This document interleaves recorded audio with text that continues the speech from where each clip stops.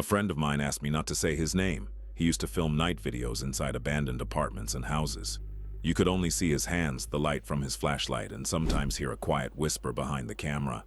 He found that apartment by accident. The owner had died, and the family was selling his things. For some reason, they did not take the mirror from the hallway. It was tall and cloudy with a heavy wooden frame. It stood across from the front door and reflected the hallway in a strange way. It looked a little longer than it really was. During the first filming, he noticed something strange. When he turned his head away, the reflection seemed to move a second later. At first, he thought it was just because he was tired. He had been filming for about an hour. The apartment smelled like wet plaster, old furniture, and mold. His flashlight kept flickering, as if the battery was dying. He stopped in front of the mirror again on purpose. He raised his hand and slowly moved his palm in front of his face. In the reflection, everything copied him the right way. He smiled a little and whispered something to the camera. Something like, "I am just tired." He was about to keep walking, but then he noticed something from the corner of his eye. The reflection did not blink when he did. He turned back to the mirror at once, and in that same moment, everything looked normal again. His face, the beam of the flashlight, the peeling walls behind him. Nothing strange. But later, when he watched the recording at home, he noticed one detail that made his hands go cold. It happened at 12 minutes and 43 seconds. Before he fully turned away, his body had already started moving, but the reflection kept looking straight into the camera for almost one more second. Not at the mirror, straight into the lens, as if it already knew that someone would watch that video later. He was scared, but the next night, he still went back there. Not for content this time. He wanted to know if that moment had really been just a camera glitch. This time he put his phone on a tripod at the end of the hallway. Then he stood in front of the mirror, so both he and the reflection could be seen fully in the frame. For several minutes, nothing happened. He even started getting angry at himself for believing his own fear. But when he took one step back, the reflection stayed where it was. Only a second later, it slowly copied his movement. He froze and kept his eyes on the glass. The apartment was so quiet that he could hear rare drops of water falling into a puddle somewhere below. Then the reflection did something he did not do at all. It slowly raised its hand and pressed one finger to its lips, as if telling him to stay quiet. At that exact moment, somewhere behind him, deep inside the apartment, a floorboard creaked. He did not turn around. He only watched as his double in the mirror slowly moved its eyes behind his back as if someone was already standing there. He only started running when he saw one more movement in the mirror. Not in the room, inside the reflection itself. From the dark hallway behind his back, something seemed to take one step closer, even though nothing could be seen in the real apartment.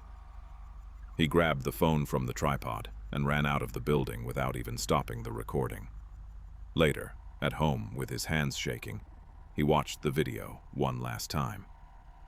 Right before the picture cut off, his reflection was still standing by the mirror, and it was watching him run away, while the real him was already gone and never looked back. After moving into a rented apartment, my sister's boyfriend Jonathan bought an old mirror at a garage sale. It was narrow and oval, with a dark frame and small scratches around the edges of the glass. The seller was a thin, gray-haired man. He gave it away for almost nothing and said one strange thing before Jonathan left. He said that things like that should never be kept in front of a bed. Jonathan only smiled at that. The mirror looked beautiful. It had a heavy antique style and fit perfectly in the empty bedroom. For the first 3 days, nothing unusual happened at all. On the 4th night, he woke up with the feeling that someone was in the room. There was no sound and no movement. It was just that heavy feeling that makes sleep disappear at once. The bedroom was filled with pale moonlight and the apartment was quiet. The only sound was the steady hum of the refrigerator somewhere in the kitchen. Jonathan turned toward the mirror and did not understand at first what was wrong. In the reflection, the bedroom looked the same. The bed, the closet, and the chair by the wall were all there. But in the mirror, a woman's coat was hanging on the back of the chair. That coat had never been in his room. He turned on the lamp by the bed at once and looked straight at the chair. It was empty. When he looked back at the mirror, the coat was gone too. Jonathan sat still for a few seconds, trying to convince himself that it had only been shadows in his half-sleep. The next morning, he even told my sister about it. They both laughed and blamed it on tiredness, but the next night something worse appeared in the mirror. It was not an object this time. It was movement. Someone slowly walked down the hallway behind the bedroom door, even though there was no one else in the apartment except him. After that, Jonathan started covering the mirror with a blanket, but every morning, it was always lying on the floor, as if someone had carefully pulled it down. On the fifth day, he noticed one more detail. The scenes in the mirror were not random. They seemed to be happening in some kind of order. First the coat on the chair, then the figure in the hallway, then the light in another room that had not existed in the apartment for many years. It was as if the mirror was not showing random images. It was slowly replaying someone's old memories, trapped inside the glass long ago. On the sixth night, he stayed awake and decided to wait for whatever the mirror would show next.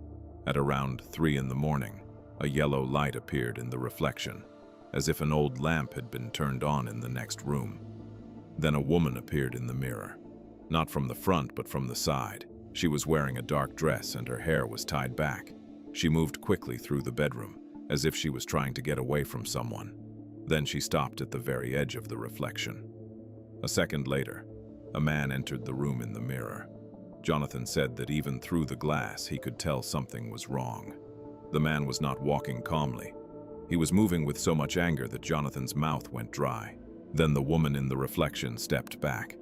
The man grabbed her arm hard and the mirror rippled for a second, like an old damaged tape. Then everything disappeared. But not completely. Right in the center of the glass, a handprint slowly appeared. It was narrow, almost like a woman's hand. Jonathan jumped up, turned on every light in the apartment, and only then noticed one more detail. In the reflection, right before it went dark, there was a calendar on the wall. The date on it was almost 50 years old. In the morning, he carried the mirror outside, but for several more nights, he could still hear heavy breathing in the bedroom. This story was told to me by a former co-worker of my cousin. After his divorce, he rented a small studio apartment on the edge of Brooklyn and barely left it. He worked from home, ate in a rush, and spent weeks living among boxes, mugs, and clothes thrown all over the place. At some point, he bought a large mirror almost as tall as he was, just to make the small space feel bigger. He placed it across from his bed, next to an overloaded chair and a messy table. On the very first night, he noticed something strange. In the reflection, the room looked cleaner than it did in real life. At first, he did not think much about it. He even thought it was just the light. The ceiling lamp worked only sometimes, and the yellow lampshade in the corner could make the mess and the shadows look softer. But on the next night, the difference became too clear. In the real room, there was still a t-shirt on the floor, 2 dirty mugs on the table, and an open suitcase near the wall. But in the mirror, the t-shirt was already gone. 1 mug was gone too, and the suitcase looked closed and neatly pushed under the table, as if someone was cleaning the room only on the other side of the glass. On the third night, he decided to test himself and left everything exactly where it was before going to sleep. He left the mugs on the table, the jacket on the chair, a box of cables by the bed, and even the receipts scattered across the floor. In the morning, everything in the apartment was still there. But that night, when he got up to drink some water and looked at the mirror without thinking, the order on the other side of the glass was even more obvious. The jacket was completely gone, the box had disappeared, and the receipts looked as if they had never been on the floor at all, as if the reflection was removing not the objects, but the fact that they had ever existed. The next morning, he noticed for the first time that the changes were starting to move beyond the glass. First, one of the mugs was gone. He was sure he had left both of them on the table, but now there was only one, and the other one seemed as if it had never existed at all. Then he could not find the old gray t-shirt he usually slept in. He searched through the boxes, checked the bathroom, and looked under the bed. Nothing. And the worst part was that with every new disappearance, the room in the mirror looked cleaner and emptier, as if reality was slowly catching up with the reflection and adjusting itself to its order. The next night, he moved the mirror into the bathroom and turned it toward the wall, hoping he would not have to see that thing anymore. Before going to sleep, he checked the room several times. Everything was still there, even if it was messy. But in the middle of the night, he woke up because of a strange silence. The usual visual noise of the room was gone. When he turned on the light, he understood why. The boxes by the wall were gone, the jacket had disappeared from the chair, and the table was almost empty. It was as if the mirror was still cleaning the room, even without looking at it. He rushed into the bathroom and pulled the mirror toward himself, ready to carry it out of the apartment in the middle of the night. But when the glass turned toward him, the reflection was no longer showing an empty room. There was nothing there at all. No bed, no table, no walls, only a white cleaned space, and he was standing in the middle of it. Or rather, not him, his reflection. It looked straight at him for a few seconds, then slowly raised its hand and touched the glass from the inside. At that exact moment, the light went out in the real room. The next morning, the neighbors said he had simply moved away, even though everything had disappeared from the apartment.